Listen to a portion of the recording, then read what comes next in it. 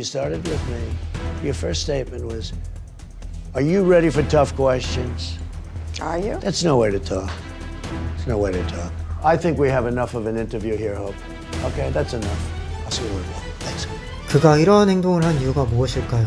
단순히 화가 나서 벌인 행동일까요? 최근에도 만찬장에서 총기 사건이 벌어진 후 같은 인터뷰 프로그램에서 그의 격양된 모습을 볼 수 있습니다.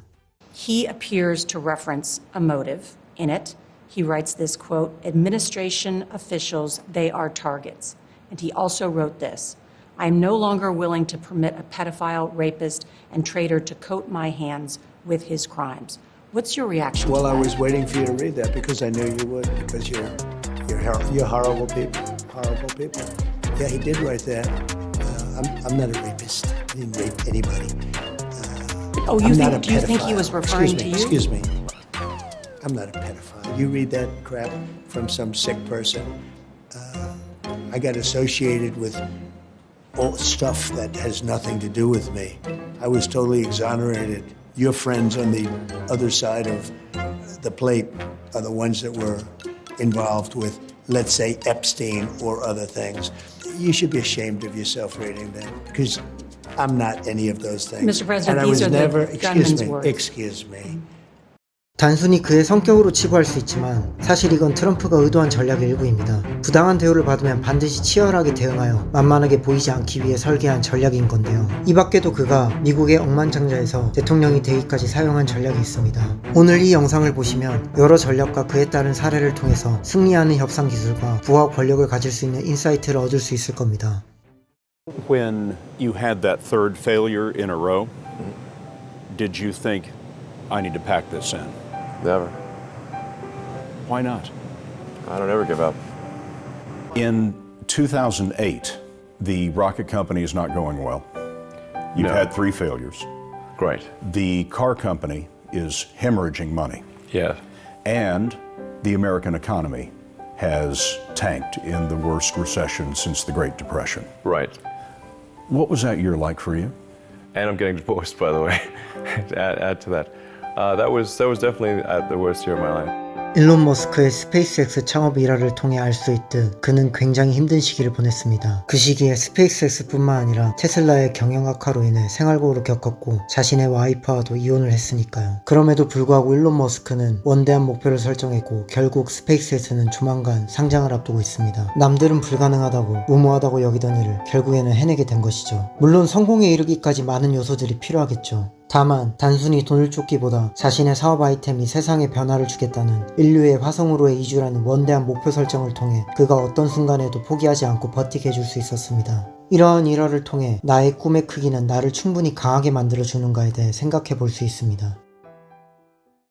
현대건설이 만든 배가 세계시장에서 팔린다는 증명을 가져오기 전에는 돈을 줄 수가 없다 이렇게 얘기를 했습니다. 현대가 한 번도 배를 안 만들어 봤지만은 배를 만들 수 있다 인정을 하니까 그걸 믿겠다. 또 둘째, 영국에서는 제일 가는 은행입니다. 버거리 은행에서 너희가 원리금을 은행에 갚을 수 있다고 하니까 그것도 믿겠다. 그러나 자기 한 가지 의문이 있는데 자기가 만약에 선주라고 하면은 세계 선진 큰 모든 각국에 좋은 조선소가 많은데 그 배를 많이 만들어 본 조선소에다가 배를 주문을 하지 한 번도 배를 안 만들어 본 현대건설에서 배를 주문할 리가 없다 이거죠. 당신이 암만 배를 많이 만들어 놔도 누가 사질 않으면은 자기네 원리금은 갚을 수가 없지 않느냐. 참 그 이론이 당연한 얘기입니다. 현대에서 만들어보지 않은 배를 갖다가 누가 믿고서는 배를 살 거냐. 배를 팔린다는 증명을 가져와야지 자기가 이걸 승인을 하겠다 이렇게 됐습니다.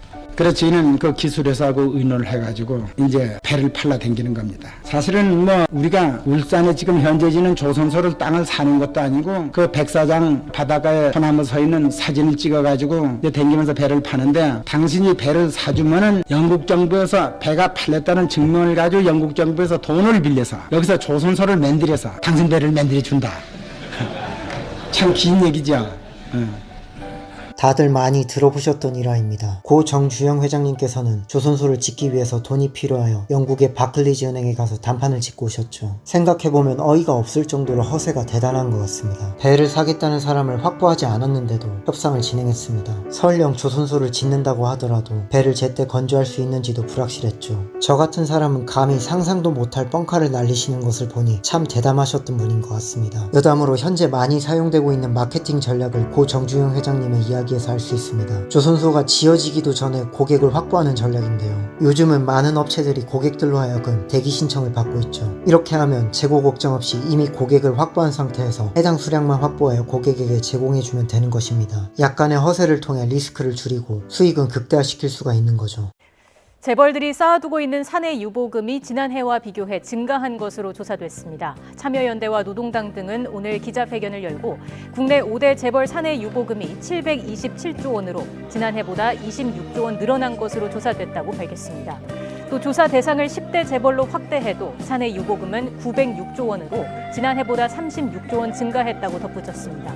기사나 사람들의 반응에서도 알 수 있듯이 삼성전자의 유보금이 너무 많다고 비판을 많이 받았었죠. 돈을 벌었으면 서민들과 국민들을 위해 써야지 왜 그렇게 많은 돈을 들고 있는지, 대기업이 저러니까 내수가 죽고 국민들이 힘들게 살아간다는 취지였습니다. 하지만 다들 아시다시피 반도체를 생산하기 위해서는 막대한 자본을 시설에 투자해야 합니다. 제조업은 장사가 잘 될 때와 안 될 때가 너무나도 극명하게 갈리는 사이클 산업이기 때문에 장사가 잘 안 될 때를 반드시 대비해야 하죠. 그렇기 때문에 삼성전자와 같은 제조업체들은 최악의 경우를 대비하기 위한 수단으로 막대한 양의 유보금을 확보하고 그 덕분에 지금과 같이 경기가 좋은 순간까지 버틸 수 있었던 것입니다. 여담이지만 지금과 같이 좋은 순간은 또 지나갈 것이고 다시 최악의 경우를 대비해야 하는데 자금의 상황이 안타깝다고 느끼는 것은 어쩔 수가 없는 것 같습니다. 많이 바뀔 사람은 많이 바뀌어. 많이 기여해. 적게밖에 못 바뀔 사람은 적게 바뀌어서 적게 기여해. 그러나 남의 뒷다리는 잡지 말라 이거야. 바꾸려면 철저히 바꿔. 극단적으로 얘기해. 농담이 아니야. 마누라 자식 빼는 건 다 바꿔봐. 소비자한테 돈 받고 물건 파는데 불량품 내놓고 하는 게 미안하지도 않느냐. 초인류 품질이라는 포기할 수 없는 목표를 위해 휴대전화 화형식이라는 충격요법도 마다하지 않았습니다. 1995년 삼성전자 구미사업장에서 임직원들이 지켜보는 가운데 불량 휴대전화 10만 대 등을 불태우게 한 겁니다. 최고가 아니면 글로벌 시장에서 살아남을 수 없다는 메시지를 새기려는 의도였습니다.